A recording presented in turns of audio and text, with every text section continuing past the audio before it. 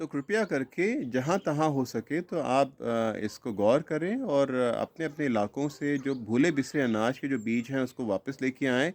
शाल साटी जहाँ जहाँ से मिल सके तो आप लोग लेके आएँ, लाल साटी कहीं से मिल सके तो लेके आएँ, क्योंकि लाल साटी में फाइबर का की मात्रा बहुत अधिक होती है, मैग्नीशियम, कैल्शियम, ज़िंक, आयरन इत्यादि उसमें गेहूँ और चावल जो राशन का है उसकी तुलना में बहुत ही अधिक है।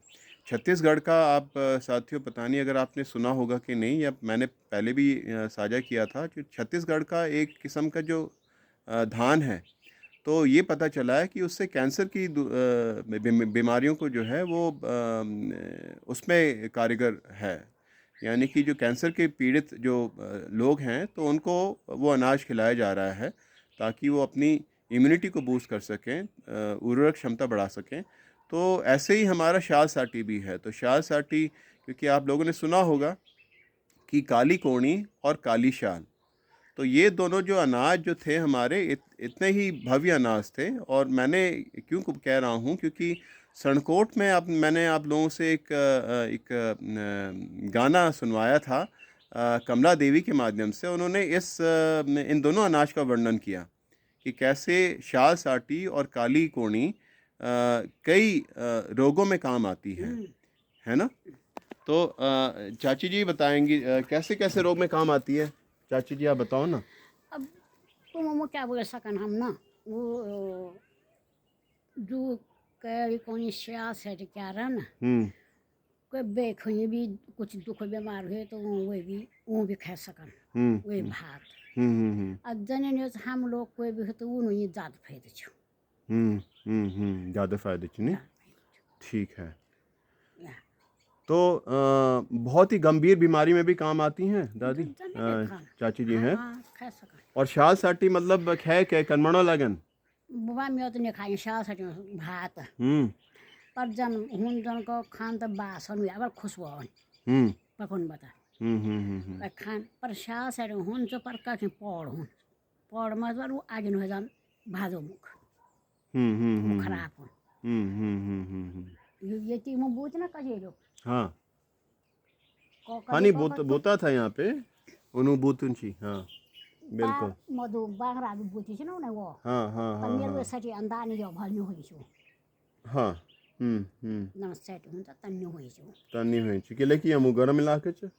बेस गरम अच्छा। क्या पर नहीं होइ हो पर ये पुंगड़ मोची यो के पुंगड़ मोयो हम्म तुमा चाचरा यो प्रमुख सभा पुंगड़ चुयो यो हम्म प्रमुख सभा पुंगड़ चुयो हम्म हमा पुंगड़ आइलो रे भीम कोई डोनी छ जी। ते तवा पoi बडो चाको दे कर यो कालो भयो त कने कना बुझी जो बुआरी मी गई मे दो बोलो ना बोलो मी गो चाणी सुंगड़ा कर बर्बाद तबे वो मुका पौड़ पुंगड़ अच्छा। पुंगड़ बिगड़ जान हुई हम्म हाँ पुंगड़ बिगान वो झड़न ना हम्म। तब वो हमेशा हो जाना पौड़ न कर अच्छा, ऐसा भी कुछ है। हाँ न कर बीज नहीं मगर कौन जहाँ। कौन निर्गार बीज होला हाँ। तब होले वो बात पेड़ में पेड़ी पैण सौ में भल अच्छे हनु। पेड़ में ना पहचान पेड़ी सौ तो वो तो तंदा का होने का अच्छा अच्छा। जहाँ पे सीलन है वहाँ पे अच्छा होता है अनाज। ठीक है। तो साथियों ये कुछ ज्ञान जो पारंपरिक ज्ञान है इनको भी तलाशना बहुत ज़रूरी है। जैसे कि चाची जी बताती हैं कि ये किस जगह में ज़्यादा अच्छे होते हैं। तो बुज़ुर्गों का अनुभव इस प्रकार से मतलब बातचीत या चर्चा में आना बहुत ज़रूरी है। तो इसीलिए साथियों कई लोग जैसे कि मैं कोड़ी के बीज जब देता हूँ तो कोई लोग उसको उगा पाते हैं, कोई लोग उगा नहीं पाते हैं। मगर समस्या ये भी है कि जो लोग नहीं उगा पाते हैं वो दूसरों से पूछ भी नहीं पाते हैं कि वो उन्होंने उगाए कैसे हैं। क्योंकि लक्ष्य जब हमारा ये है कि कोड़ी हमको मिल जाए और हम बच्चों को दे सकें, लड्डू के रूप में दे सकें, नमकीन के रूप में दे सकें, तो तब दे पाएंगे जब हमारे पास कोड़ी कोड़ी का उत्पाद निकल के आएगा। यानी जब जब कोड़ी उगेगी। तो जिन लोगों ने नहीं प्रयास करने के बावजूद भी अगर वो सफल नहीं हो पाए हैं तो कम से कम एक दूसरे से ज्ञान साझा कर सकते हैं। जिनको पता है वो दूसरों को बता सकते हैं, उसकी पहचान बता सकते हैं, वो कैसे वो बोया जा सकता है उसके बारे में बता सकते हैं। तो ये आदान प्रदान होना बहुत ज़रूरी है। इसीलिए महिला मंगल दल का आगे आना बहुत ज़रूरी है साथियों। बगैर महिला मंगल दल के कुछ भी नहीं हो सकता।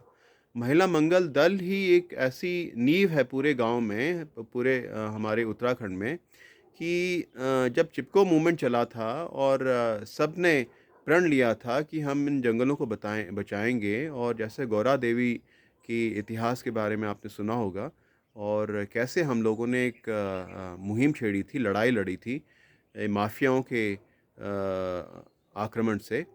तो इस प्रकार से इसीलिए महिला मंगल दल एक ऐसी इकाई है हर एक गाँव में, जो इन अनाजों को संरक्षण करने का ज़िम्मा ले सकती है, क्योंकि वो एक स्थानीय, वो एक ग्रामीण संगठन है। तो आप सभी से रिक्वेस्ट है कि महिला मंगल दल को और सशक्त करें, और उसके माध्यम महिला मंगल दल के माध्यम से आप पारंपरिक बीजों को और ज़्यादा संवर्धन करें, उसकी समृद्धि करें, ताकि हर एक गाँव में हर एक परिवार जो है पोषण भरा हो, और बच्चे जो है उन अनाजों को खूब खाएँ।